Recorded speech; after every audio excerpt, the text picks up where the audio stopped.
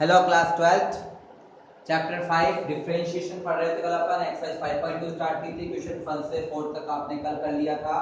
आज बात करते हैं क्वेश्चन नंबर 5 की। कल मैंने आपको डिफरेंशिएशन के फॉर्मूले राइट करवाए थे, उनके मेथड राइट करवाए थे और कुछ क्वेश्चंस आपको सॉल्व करके भी दिखाया था। इसमें आपने एडिशन वाले किए थे, सब्ट्रैक्शन मेथड से किए थे, मल्टीप्लिकेशन मेथड के भी क्वेश्चन आपने सॉल्व किए थे, लेकिन फिर भी कुछ क्वेश्चंस हैं जो रह गए थे अपन ने, तो आज अपन उसे इस वीडियो में क्लियर करेंगे। ये थोड़ा सा ब्लर वाला प्रॉब्लम आ रही है तो मैं थोड़ा सा बढ़ा लेता हूँ। Sine a x plus b upon cos c x plus d. क्या आपका question? Sine a x plus b upon cos c x plus d, ये आपका क्वेश्चन है। हमेशा क्या कहा था, इसको y के इक्वल लेंगे आप और अब इसका आप डिफरेंशिएशन करेंगे। तो ध्यान रखिए ये डिफरेंशिएशन कैसे होगा, ये अपॉन में है, यानी कि इसका डिफरेंशिएशन अपने को u अपॉन v वाले मेथड से करना पड़ेगा। तो dy अपॉन dx क्या होता है फॉर्मूला, v स्क्वायर यानी कि cos square cx plus d। ठीक है, v स्क्वायर के बाद में क्या होता है आपका मेथड, v स्क्वायर के बाद में आपका मेथड क्या होता है बताइए। मैंने आपको कल बताया था, लगता है भूल गए हैं आप। कोई प्रॉब्लम, भूल गए, no issue, I will explain again. मैं आपको वापस बताता हूँ, इशू कोई बात ही नहीं है। अगर नहीं पता तो कोई बात नहीं।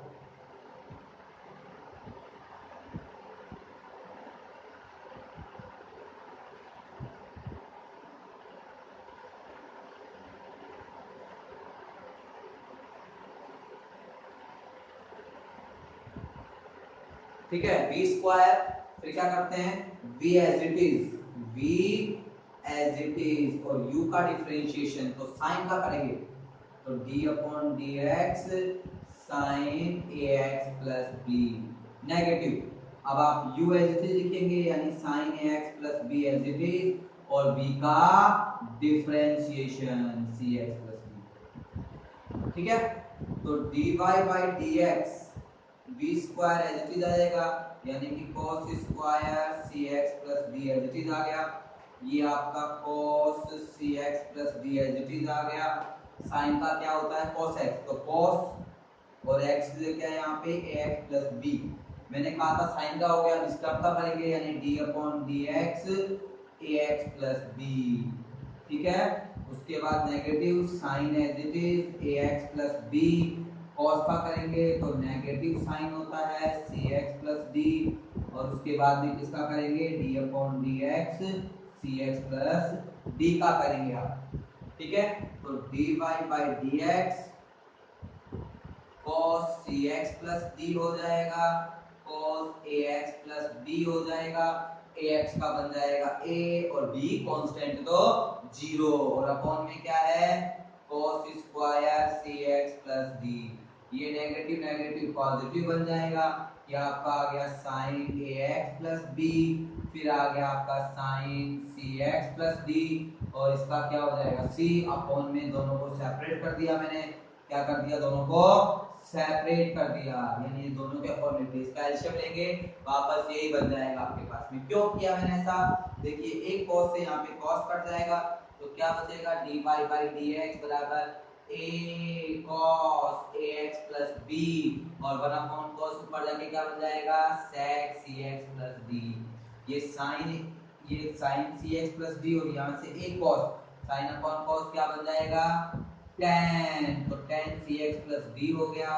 फिर ये आपका sin ax प्लस b आ गया, यहाँ पे स्क्वायर दो cos, एक cos तो इसमें काम है, एक cos बचेगा वो बन जाएगा आपका sec cx प्लस d और ये cx।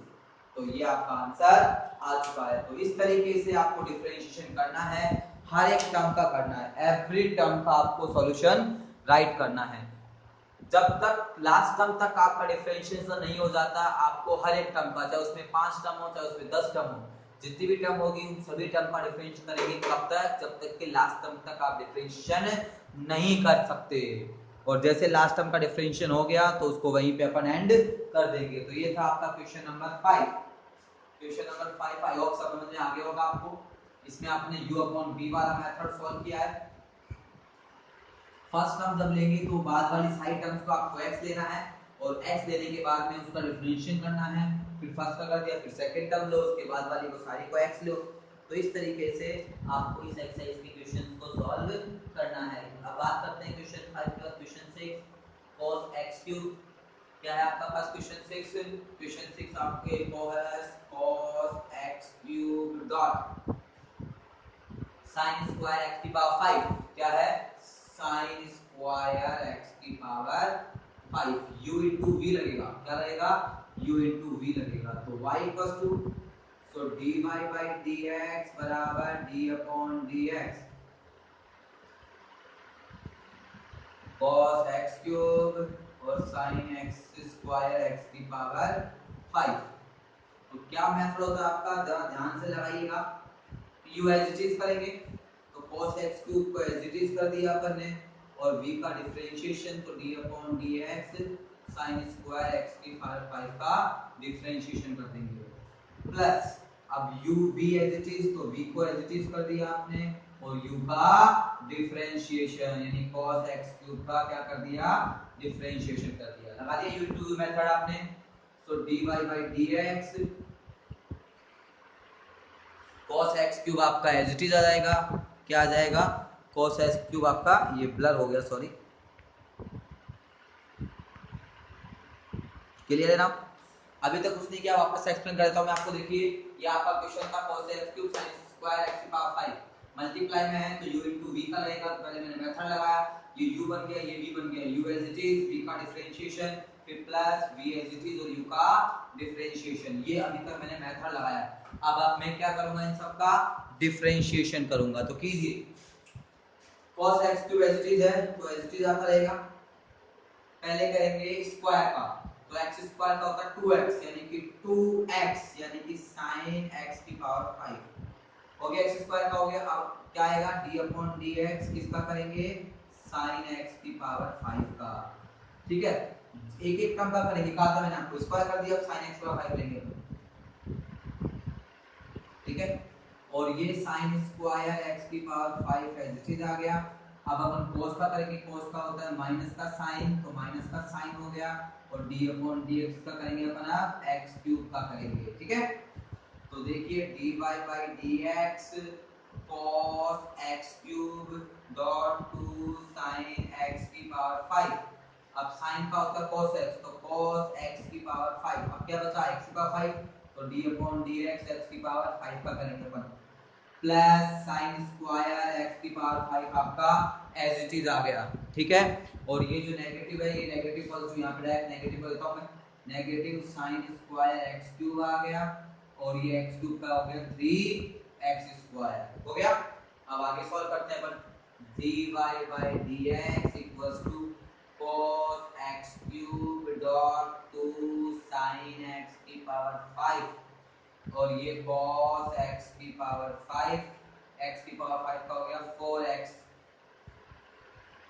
क्या हो गया 5x4, ठीक है।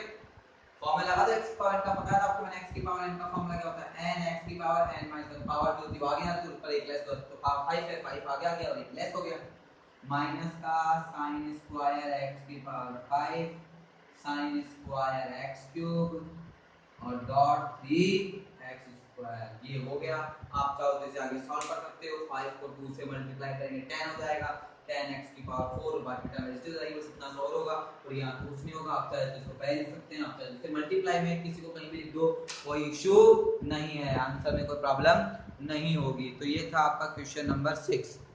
तो आपने देखा कि डिफरेंशिएशन जब भी करते हैं अपन तो हर एक टर्म का आपको करना है, कब तक, जब तक कि सभी टर्म का आप कैलकुलेशन नहीं कर लेते, एवरी टर्म का कैलकुलेशन आपके लिए कंपलसरी है।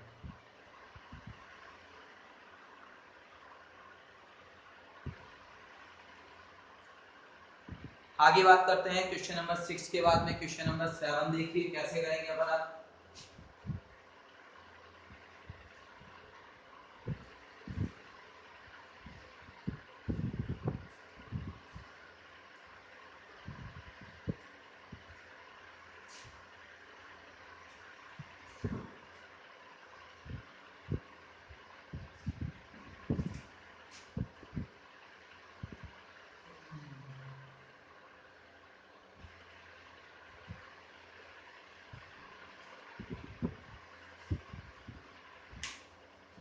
ये आपका क्वेश्चन नंबर 7। लगाइए method dy by dx equals to d upon dx 2 root cot x square।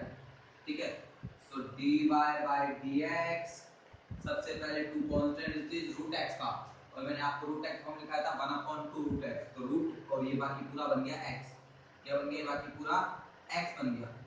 ये रूट हो गया और ये पूरी टर्म अंदर की जितनी भी है कुछ मत मानो, इसको x मानो, तो क्या होता है 1 upon 2 रूट x। तो लिख दो इसको जो भी है, ये तो रूट का काट दिया। अब अंदर क्या है? cot है, तो d upon dx किसका करेंगे? cot का करेंगे। ठीक है, ये 2 से 2 कैंसिल हो जाएगा, तो क्या बचा? dy by dx बराबर 1 upon root cot x square. अब cot का करेंगे तो पता है cot का क्या होता है? cot का होता है नेगेटिव cosec स्क्वायर x। क्या होता है? नेगेटिव cosec स्क्वायर x होता है। अब किसका करेंगे अपन? x स्क्वायर का, ये तो दो x स्क्वायर। ठीक है, तो dy by dx ये टर्म आपकी as it is root cot x square, ये नेगेटिव को बाहर ले लिया, cosec स्क्वायर और x स्क्वायर, और x स्क्वायर का क्या हो जाएगा? 2x, और ये आपका क्या आ गया? आंसर आ गया।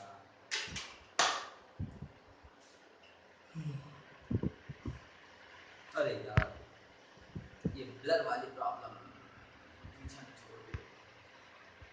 तो यार ब्लर हो गया था, आपको वापस एक्सप्लेन करता हूं मैं, एक बार वापस समझ लीजिए। विजुअल लिखा आपको y equals to 2 root cot x square, तो डिफरेंशियल वाला मेथड लगाया आपने, two constant as it is, ये रूट और इसके अंदर जो भी वैल्यू है क्या मानेंगे उसे अपन, इसे x लेंगे। क्या लेंगे? तो इस ये हो गया 2 रूट x। अब कुछ भी हो सबको भूल जाओ, या कोट है क्या है कुछ भी नहीं है, सिर्फ ये पूरी वैल्यू x है। तो 2 एज इट इज कांस्टेंट है, ये हो गया रूट x, और रूट x का फार्मूला क्या बताया था? 1 upon 2 रूट x। ये x मान के किया, लेकिन ये x थोड़ी है, ये तो कोट है, तो फिर कोट का करेंगे, और कोट का किया तो होता है कोट का माइनस के कोसेक स्क्वायर, और ये पूरी वैल्यू x है तो x आ गया। लेकिन अब ये x नहीं क्या x स्क्वायर, तो इसका करेंगे, तो ये चीज आ गई, इस चीज आ गई, x स्क्वायर का 2x आ गया। तो इस तरीके से आपका इक्वेशन सॉल्व हो गया है। तो ये था आपका question number 7।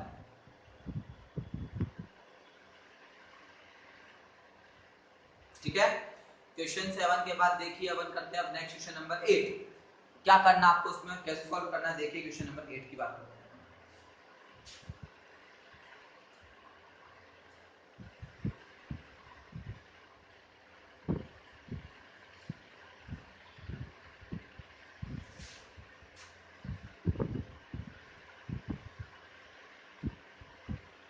cos root x है।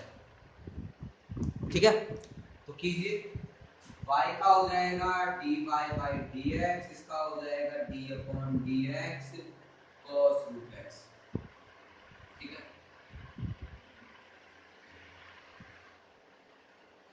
अब ये cos और ये x हो जाएगा, तो cos x का पता है क्या होता है? माइनस के sin x, तो माइनस का sin और ये x एज इट इज, और ये d upon dx का करेंगे अपन अब रूट x का, so dy by dx minus का sin root x as it is, और इसका क्या होता है 1 upon 2 रूट x। तो क्या आ जाएगा आपका आंसर?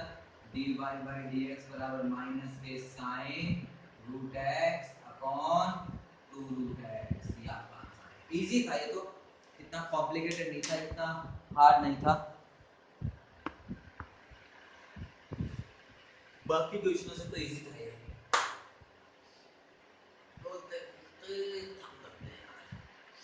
पानी चाहिए, चलो पानी भी आता हूँ। क्वेश्चन 8 हो गया आपका, अब आपको करना है क्वेश्चन 9। अब क्वेश्चन 9 कैसे करेंगे वो देखिए। क्वेश्चन 9 में डिफरेंशिएशन नहीं करना आपको, क्वेश्चन 9 में चेक करना है कि डिफरेंशिएबल है या नहीं है, और डिफरेंशिएबल है या नहीं है उसके लिए चेक कैसे करते हैं, जैसे अपन ने कंटिन्यूटी चेक की थी वैसे कुछ इस अलग मेथड, एक फार्मूला है, वो फार्मूला आपको बता रहा हूं मैं, लेफ्ट हैंड लिमिट का अलग है और राइट हैंड लिमिट का अलग है, वो फार्मूला अप्लाई करेंगे, उसे सॉल्व करेंगे अपन। वो फार्मूला क्या है और उसे कैसे सॉल्व करेंगे वो देखते हैं अपन। पहले मैं आपको लिखवाता हूं फार्मूला। देखिए क्या फॉर्मूला है जिससे आप चेक करके बताएंगे कि ये कंटीन्यूअस है, सॉरी डिफरेंशिएबल है या नहीं है। लेफ्ट हैंड लिमिट की बात करते हैं अपन,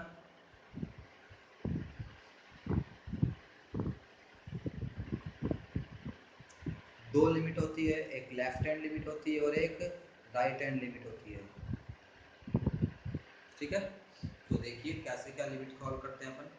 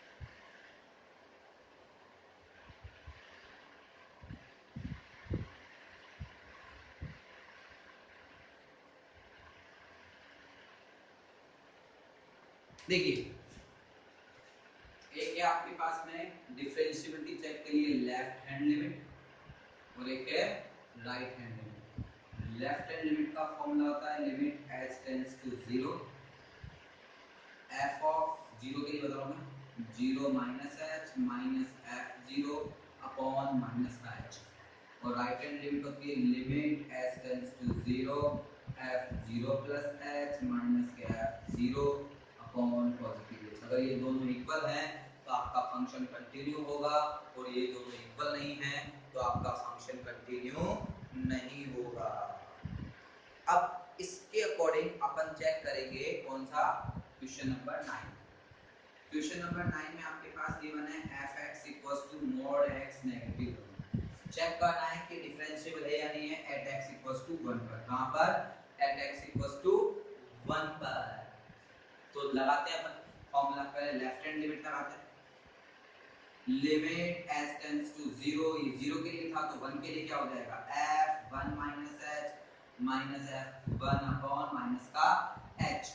रखिए value, limit h tends to 0 1 - h, यहां पुट करेंगे 1 - h माइनस का 1, यहां पुट करेंगे 1 1 - 1। ठीक है, जो भी है ये बीच में जो x की वैल्यू है हर जगह पुट कर दो, और ये माइनस का h एज इट इज आ गया आपके पास।